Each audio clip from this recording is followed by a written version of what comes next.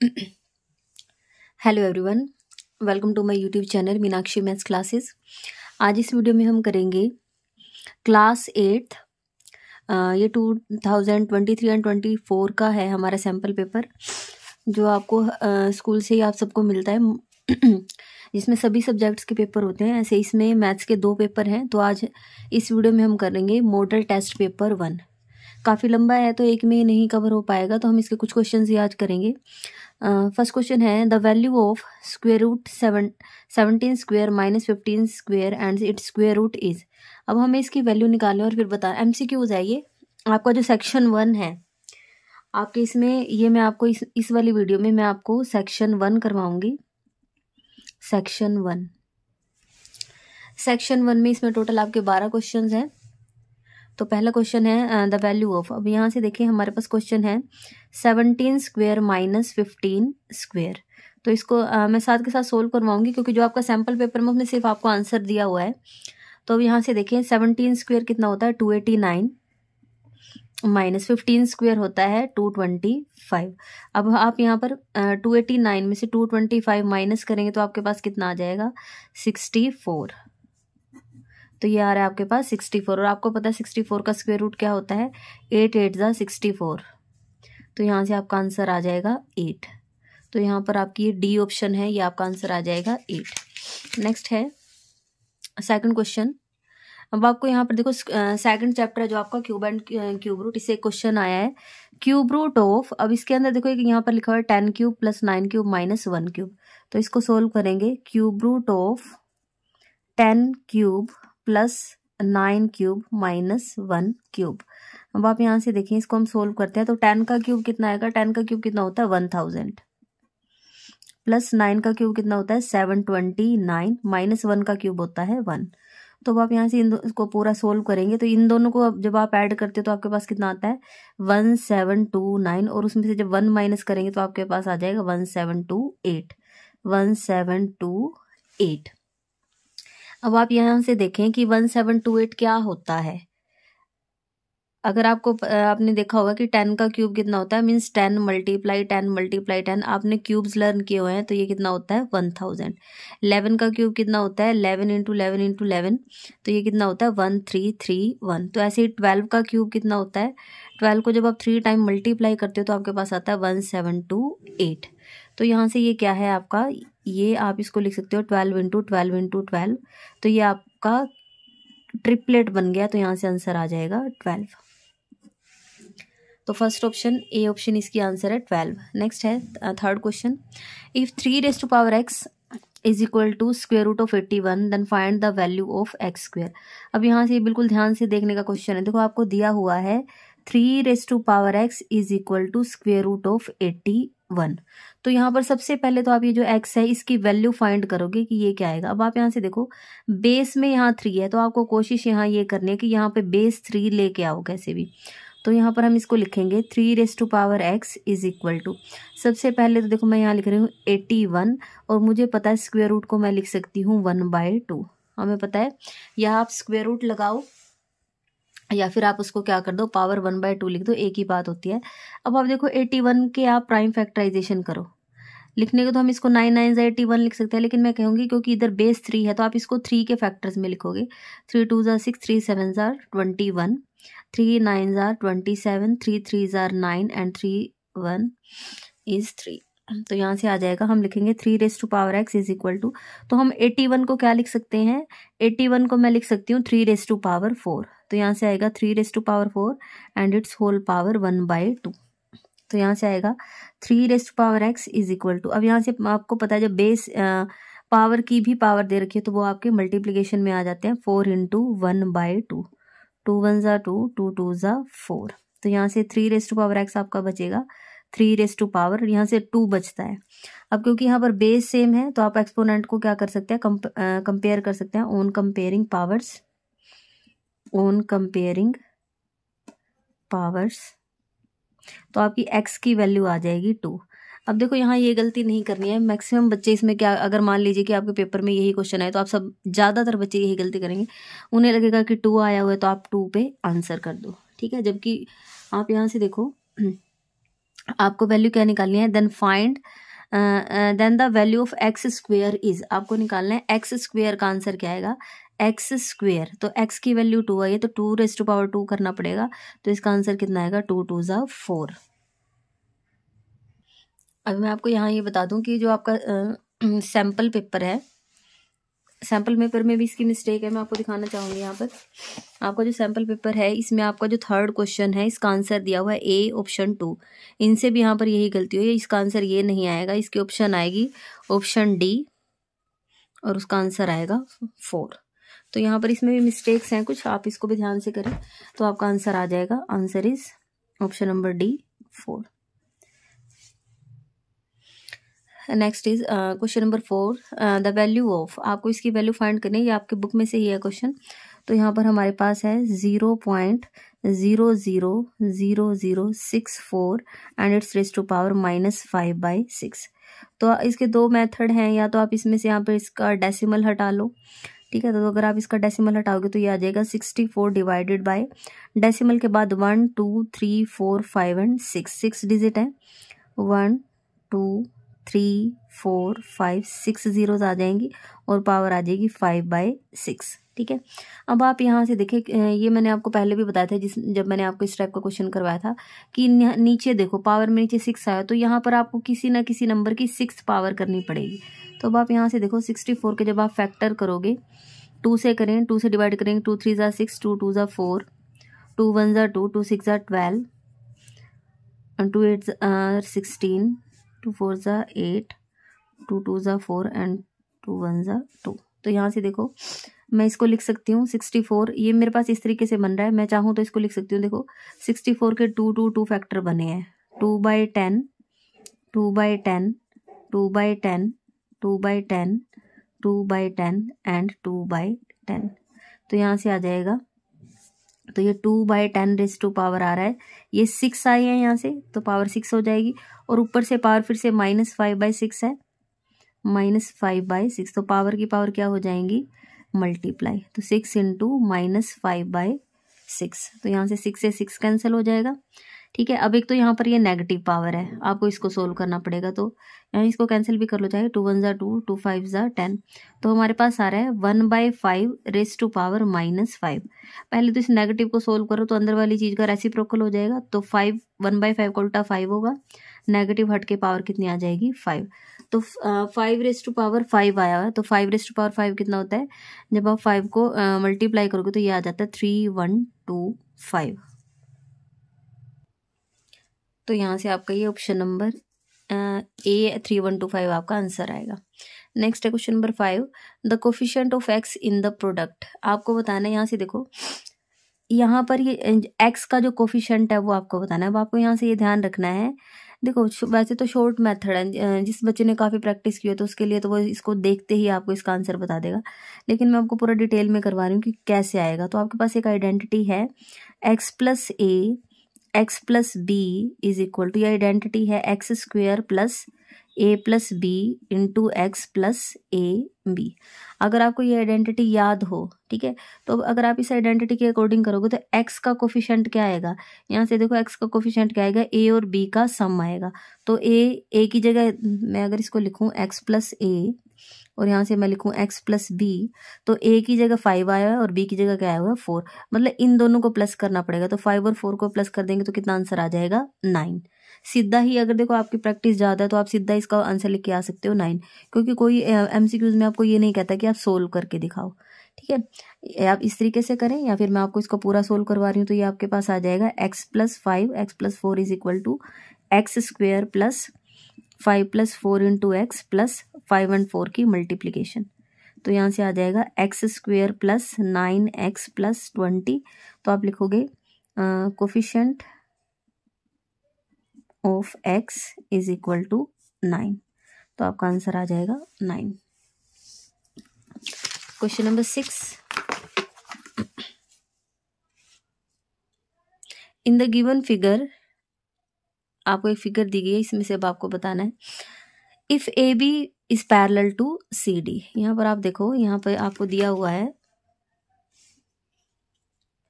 A B, ये आपका ये जो लाइन है ए बी और ये सी डी आपकी आपस में कैसी हैं, parallel. Then the value of x, अब आपको यहाँ पर ये जो एक्स यूज हो रहा है आपको बताना है इसकी वैल्यू क्या आएगी। अगर आप ध्यान से देखें, देखो ये आपकी दो पैरेलल लाइंस हैं और एक ये क्या है, ट्रांसवर्सल। जब दो पैरेलल लाइन को एक ट्रांसवर्सल कट करती है तो ट्रांसवर्सल के, इस ट्रांसवर्सल के या तो दोनों लेफ्ट के एंगल या दोनों राइट के एंगल, उनका सम होता है 180 और उनको बोलते हैं को इंटीरियर एंगल्स आर सप्लीमेंट्री।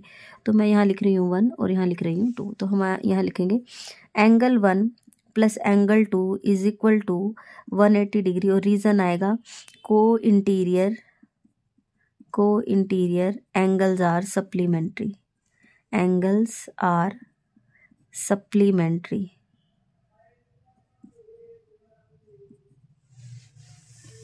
तो अब आप यहां से देखिए 1 की वैल्यू है 2x प्लस एंगल 2 की जगह हमारे पास लिखा हुआ है 3x इज इक्वल टू 180।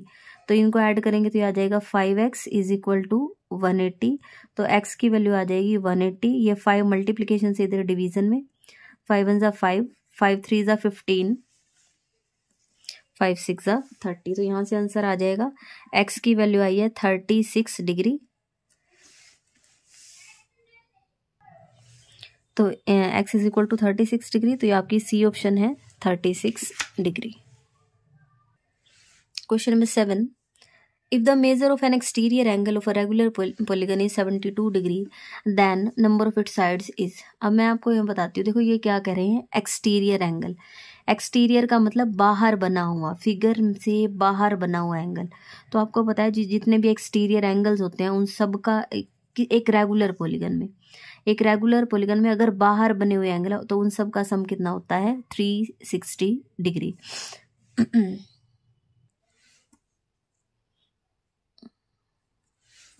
तो मैं यहाँ लिख रही हूँ सम ऑफ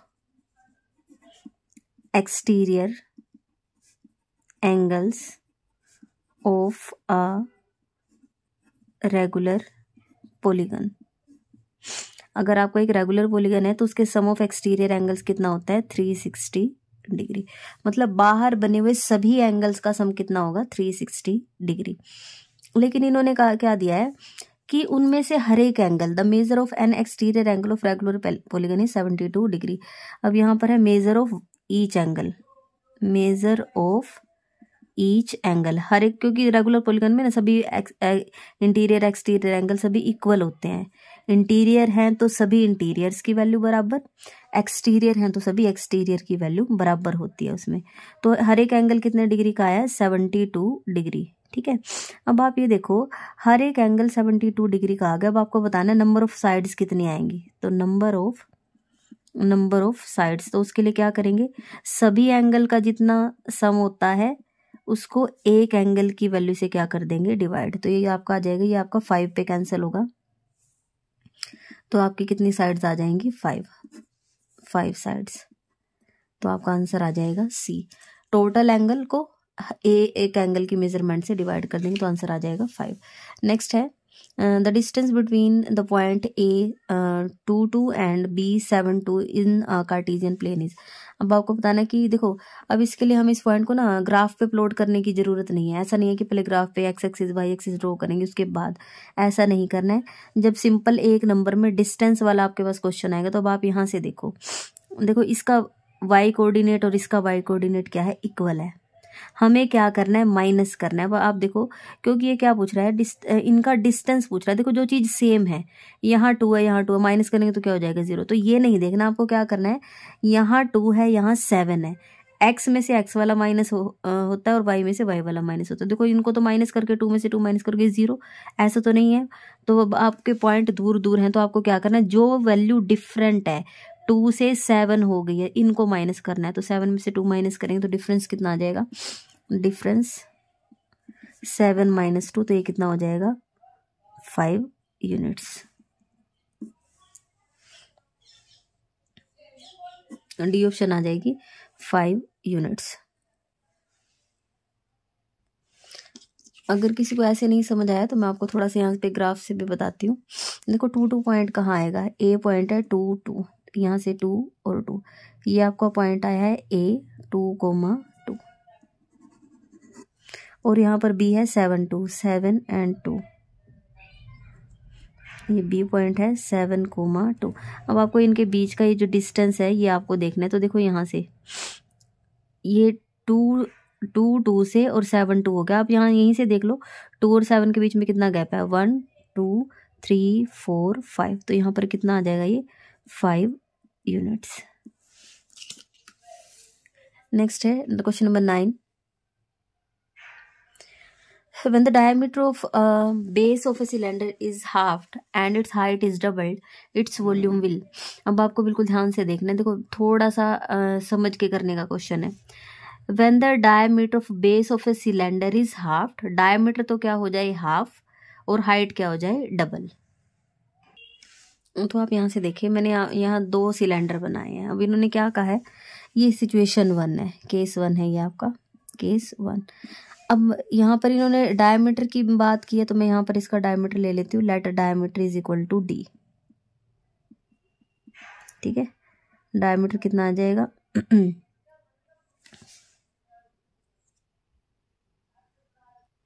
इसका डायमीटर हम ले रहे हैं डी और इसकी हाइट ले रहे हैं एच। ठीक है, ये पूरा यहाँ से यहाँ डी है, तो यहाँ से यहीं से मैं लिख देती हूँ। तो रेडियस कितनी आएगी, रेडियस तो क्या होती है, हाफ होती है डायमीटर की, तो d/2। तो ये रेडियस है, ये कितनी है d/2 और इसकी हाइट कितनी है h। ठीक है, क्लियर है यहाँ से। ये केस 1 है, यहाँ पर ये मैंने इसके लिए लिया है केस 2। अब इसमें इन्होंने क्या कहा है, when the diameter of base of cylinder is half. मतलब ये तो यहाँ पे तो डायमीटर d था, लेकिन अब यहाँ पे डायमीटर क्या हो जाएगा, यहाँ पे ये केस 2 है, यहाँ पे डायमीटर क्या आएगा, डायमीटर इसका हाफ हो जाएगा। तो यहाँ पर डायमीटर d था, तो इसका हाफ करेंगे तो क्या हो जाएगा d/2। तो अब इसकी रेडियस कितनी आएगी, इसकी रेडियस कितनी आएगी, जितना डायमीटर होता है उसकी भी हाफ होती है, तो d/2 का भी हाफ कर देंगे। हाफ का मतलब है 1/2, तो d/4। तो ये जो इसकी रेडियस है ये कितनी आई है d/4। और इसकी हाइट इन्होंने क्या कहा है, इट्स हाइट इज डबल्ड। तो हाइट यहाँ पर क्या आएगी, इस केस में हाइट कितनी हो जाएगी डबल। अगर यहाँ पर हाइट h थी तो इसकी डबल कितनी हो जाएगी 2h। यहाँ पर क्या आ जाएगा 2h हो गया।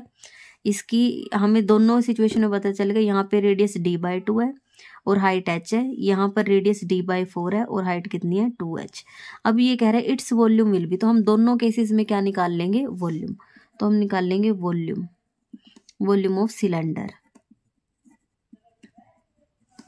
अब सिलेंडर के वॉल्यूम का फॉर्मूला कितना होता है, πr²h। r का मतलब है रेडियस और h का मतलब है हाइट।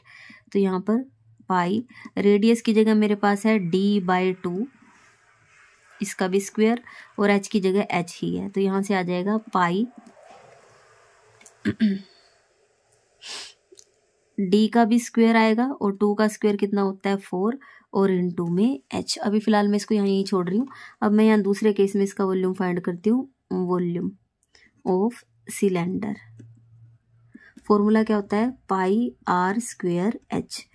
पाई, रेडियस यहाँ पर कितनी है d/4, तो यहाँ पर आएगा d/4 का स्क्वायर, और हाइट कितनी आ जाएगी यहाँ पर, हाइट की देखो ये मैंने सिर्फ फॉर्मूला लिखा है, हाइट यहाँ पर कितनी है 2h। या फिर आप इसके लिए देखो, यहाँ पर इसके लिए रेडियस 1 लिख दो, इसके लिए हाइट 1 लिख दो, इसके लिए रेडियस 2 लिख दो और इसके लिए हाइट 2 लिख दो, ताकि आपको कन्फ्यूजन ना हो। r1h1 r2h2, अब कोई कन्फ्यूजन नहीं है। ठीक है, ये हाइट 2 है, क्लियर। अब आप यहाँ से देखो, इसको सोल्व करेंगे तो पाई ये कितना आएगा d²/16 और यहाँ से आ जाएगा 2h। 2 से कैंसिल करेंगे तो 8 आ जाएगा, तो यह हमारे पास आ रहा है पाई d²h/8। अब आप ये देखो, यहाँ पर आ रहा है पाई d²h/4 और यहाँ पर आ रहा है पाई d²h/8। अब दोनों में क्या फ़र्क है, ऊपर वाला तो सारा सेम है, पाई d²h पाई d²h। यहाँ 4 है, यहाँ पर 8 आया हुआ है, तो क्या हो रहा है यहाँ पर नीचे, मतलब नीचे वाले नंबर को 2 से मल्टीप्लाई किया है। ये मतलब अगर मैं इसको लिख लूँ 1/2 पाई d²h/4, बताओ ऐसे लिख सकते हैं नहीं। मैंने ऊपर वाला एज इट इज लिखा और ये जो 8 था इसको मैंने 2 × 4 में बांट दिया। तो जितना पहले है उतना तो है ही है, उसकी कितने से मल्टीप्लाई हो गई है 1/2, और 1/2 का मतलब क्या होता है हाफ हो जाना। ठीक है, तो आपका जो वॉल्यूम है वो क्या हो जाएगा, हाफ आ जाएगा, become half of the original volume. तो यहाँ से आपकी ऑप्शन नंबर बी आपका आंसर आ जाएगा, become half of the original volume. Question number 10, 2 cubes each of side 5 centimeter are joined end to end, the total surface area of the resulting cuboid is। अब आपको देखो क्या करना है, 2 cubes each of side 5 centimetre, 2 cube हैं छोटे छोटे जैसे आपके क्यूब्स आते हैं, 2 क्यूब हैं और दोनों की क्या है 5 सेंटीमीटर है उनकी side, the total surface area of the resulting cuboid. अब देखो मैंने यहाँ पे पहले फिगर में बताया, तो यहाँ से जो न्यू लेंथ है वो कितनी आ जाएगी, न्यू लेंथ ये, और आपका क्या बन जाएगा, ये क्यूबॉइड बन जाएगा, क्यूबॉइड। तो लेंथ कितनी आ जाएगी, 5 + 5 10 सेंटीमीटर, ब्रेड्थ कितनी आ जाएगी 5 सेंटीमीटर ही रहेगी, और हाइट कितनी आ जाएगी 5 सेंटीमीटर, उतनी ही रहेगी। ठीक है, अब हमें बताना है total surface area, total surface area of cuboid. तो इसका फॉर्मूला होता है 2 × LB + BH + HL, 2 × LB length और ब्रेड्थ की मल्टीप्लिकेशन मीन्स 10 × 5 + 5 × 5 + 5 × 10। तो ये कितना आ जाएगा, दो की मल्टीप्लाई किया इन दोनों की, फिर इन दोनों की, और फिर तीसरे की और पहले की। 10 को 5 से मल्टीप्लाई किया 50, 5 × 5 = 25, 5 की 10 से मल्टीप्लाई किया 50, तो ये हो जाएगा 125। अब 125 को 2 से मल्टीप्लाई कर देंगे तो ये आपका बन जाएगा 250 सेंटीमीटर स्क्वायर। तो ये आपकी सी ऑप्शन आ जाएगी, सी ऑप्शन है 250 सेंटीमीटर स्क्वायर।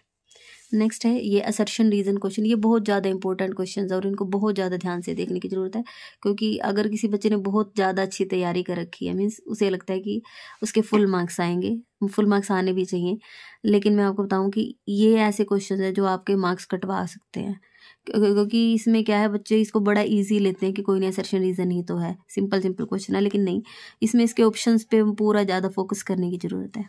अब आप यहाँ से देखें, पहले सबसे पहला काम आपका ये है कि आपको असर्शन पढ़नी है, उसको चेक करना है वो ट्रू है या फॉल्स है, उसके बाद आपको रीज़न पढ़नी है, फिर आपको ये देखना है कि वो उस ट्रू है या फॉल्स है। पहला काम हम ये करेंगे, तो मैं यहाँ एक जगह लिख रही हूँ ए, एक जगह मैं लिख रही हूँ आर, इसका मतलब कि असर्शन ट्रू है या फॉल्स है, रीजन ट्रू है या फॉल्स है। The distance of the point A 3,4 from the y axis is 3 units. पहले तो आप ये देखो कि डिस्टेंस पूछ रहा है, अब ये पूछ रहा है the distance of the point A 3,4 from the y axis. तो आप यहाँ से देखो, आपको समझाने के लिए मैंने एक छोटा सा यहाँ पे ग्राफ बनाया है, x axis and y axis. Point है ए 3,4, 3,4, तो ये यहाँ पे आएगा ए 3,4, ठीक है। अब ये पूछा है the distance of the point from the y axis. अब इसका ये वाई एक्सिस से डिस्टेंस कितना होगा, देखो यहाँ ये आपका पॉइंट ये है, तो देखो यहाँ से कितना है, ये 1 2 3, तो ये तो है 3 यूनिट्स और ये है 4 यूनिट्स, तो आपका आंसर कितना आ रहा है 3 यूनिट्स, और इन्होंने भी क्या बोला है 3 यूनिट्स, तो मतलब आपकी असर्शन तो क्या है ट्रू। अब आप ऐसे ग्राफ नहीं बनाओगे, ये तो मतलब उनके लिए है कि जिनको अंडरस्टैंडिंग बिल्कुल कम है कि ग्राफ बना के देखो उसमें से चेक करो, ऐसा नहीं करना है। बस आपको एक चीज़ याद रखनी है, जब पूछता है वाई एक्सिस से डिस्टेंस तो आपको एक्स कोऑर्डिनेट बताना है, जब पूछता है एक्स एक्सिस से डिस्टेंस तो आपको उल्टा उल्टा लेके चलना है, तो एक्स पूछे तो वाई, वाई पूछे तो एक्स। अब इसने वाई एक्सिस से डिस्टेंस पूछा है तो वाई का उल्टा क्या होता है एक्स, तो आप एक्स का बता दो कि वो 3 है तो 3 यूनिट, मतलब आपका ठीक है, ये ग्राफ बनाने की जरूरत नहीं है। Any point lying on the y axis is of the form. देखो ये कह रहा है कि वाई एक्सिस पे जो भी पॉइंट होता है वो आपका y,0 टाइप का होता है। क्या कह रहा है, y,0 टाइप का होता है, लेकिन हमारा ऐसा नहीं है। जो हमारे x एक्सिस पे जो पॉइंट होते हैं वो होते हैं x,0 टाइप के, और जो y एक्सिस पे होते हैं वो होते हैं 0,y।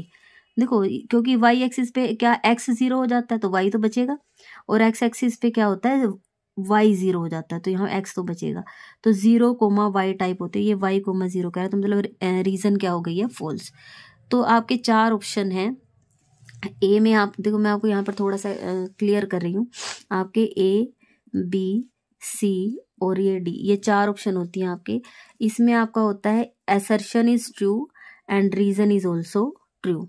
बी में भी यही होता है, assertion is true and reason is also true, लेकिन यहाँ पर होता है reason is correct explanation of assertion, मतलब इसमें क्या होती है, correct explanation, और यहाँ पर क्या होती है, not correct explanation, not correct explanation।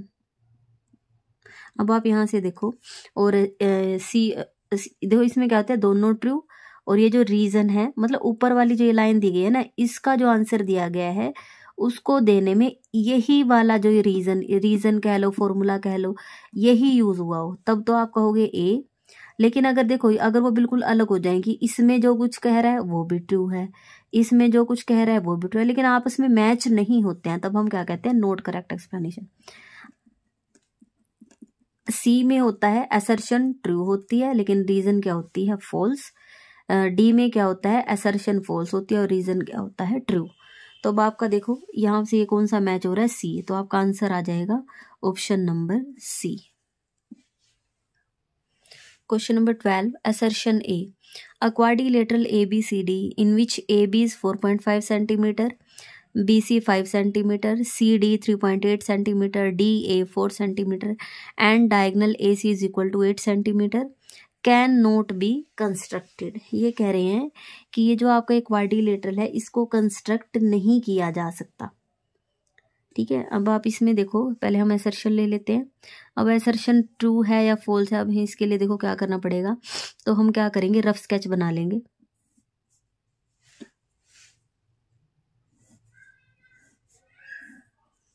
A B C D, ए से बी है 4.5 सेंटीमीटर, बी से सी 5 सेंटीमीटर, सी से डी 3.8 सेंटीमीटर और डी से ए 4 सेंटीमीटर एंड डायगनल ए सी, ये जो डायगनल ए सी है वो आपका दिया हुआ है 8 सेंटीमीटर। अब ये कह रहे हैं कि इसको कंस्ट्रक्ट नहीं किया जा सकता। पहले हम एक बार रीजन पढ़ लेते हैं। रीजन क्या दिया हुआ है, in a triangle the sum of the length of any two sides is always greater than the third side. तो ये तो हमारी ट्रू है, हमें पता है कि ट्राइंगल में उसकी किन्हीं भी दो साइड का, the sum of the length of any two side, किन्हीं भी दो साइड का सम जो तीसरी से क्या होता है, ग्रेटर होता है, ऑलवेज ग्रेटर होता है ये। ठीक है, ये तो हमने 7th क्लास में किया था, तो ये तो रीजन जो है वो तो ट्रू दी हुई है। अब हम देखते हैं कि क्या इसी को यहाँ यूज किया गया है, तो हम इसको चेक करेंगे। पहले हम ऊपर वाले ट्राइंगल ले लेंगे ए बी सी। अब आप यहाँ से देखो, किन्हीं दो साइड्स का सम करो। मैं थोड़ा सा यहाँ पर बता रही हूँ,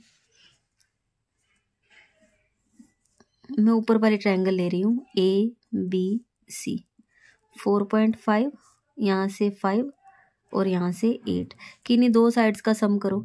अगर मैं इन दोनों को देखो, मैं क्या करूँगी, इधर तो मैं करूँगी सम ऑफ टू साइड्स। ये आप देखो, मैं जो कुछ लिख रही हूँ आपको इतना लिखना नहीं है, मैं सिर्फ समझाने के पर्पज से, मेरा थोड़ा सा लंबा हो रहा है। सम ऑफ टू साइड्स और यहाँ पे थर्ड साइड, आपको ये लिखना नहीं है, आपको ओरली करनी है ये चीज़ें, लेकिन समझाने के लिए मुझे लिखना पड़ता है। तो मैं यहाँ पर पहली दो साइड इन दोनों को जो प्लस कर लेती हूँ, जो बच जाती है उसे यहाँ रखूँगी। फिर मैं इन दोनों को प्लस कर लेती हूँ और जो बच जाती है 5 उसे मैं यहाँ रख लेती हूँ। अब मैं इन दोनों 5 और 8 को प्लस कर लेती हूँ और जो बच जाती है उसे मैं यहाँ रख लेती हूँ। तो इनको देखो प्लस करके यहाँ से कितना आएगा, 9.5, यहाँ से हो जाएगा 12.5 और यहाँ से हो जाएगा 13। तो इनमें देखो 9.5 और 8 में 9.5 ही ग्रेटर है, 12.5 और 5 में 12.5 ग्रेटर है, 13 और 4.5 में 13 ग्रेटर है। तो मतलब ऊपर वाली ट्रायंगल तो बनाई जा सकती है। अब हमें देखना पड़ेगा कि क्या नीचे वाली ट्रायंगल पॉसिबल है। तो मैं, क्योंकि हमें तो ट्रायंगल बेस्ड करना है ना कि बन रही है या नहीं, तो हम यहाँ पर, अब हम इधर तो करेंगे सम ऑफ टू साइड्स और यहाँ पे थर्ड साइड। इन दोनों को यहाँ पे 4 और 8 को प्लस करेंगे और 3.8 को एक तरफ रखेंगे, 4 और 3.8 को प्लस करेंगे, 8 को एक तरफ रखेंगे, 8 और 3.8 को प्लस करेंगे और जो बच जाएगी 4 उसको एक तरफ। इनको प्लस करते हैं 12, इनको प्लस करते हैं 7.8, इनको प्लस करते हैं 11.8। अब इन दोनों में देखो 12, ये 12 है, ये 12 और 3.8 में 12 ग्रेटर है, 7.8 और 8 में 8 ग्रेटर है 11.8 और 4 में 11.8। अब आप यहाँ से देखो, यहाँ पे लेस देन का सिंबल आ गया कि जो सम ऑफ टू साइड है वो लेस देन हो गया थर्ड साइड से, तो ये तो क्या हो गया, गलत। मीन्स ये वाले ट्रायंगल क्या है, पॉसिबल नहीं है, नीचे वाला बनाया नहीं जा सकता।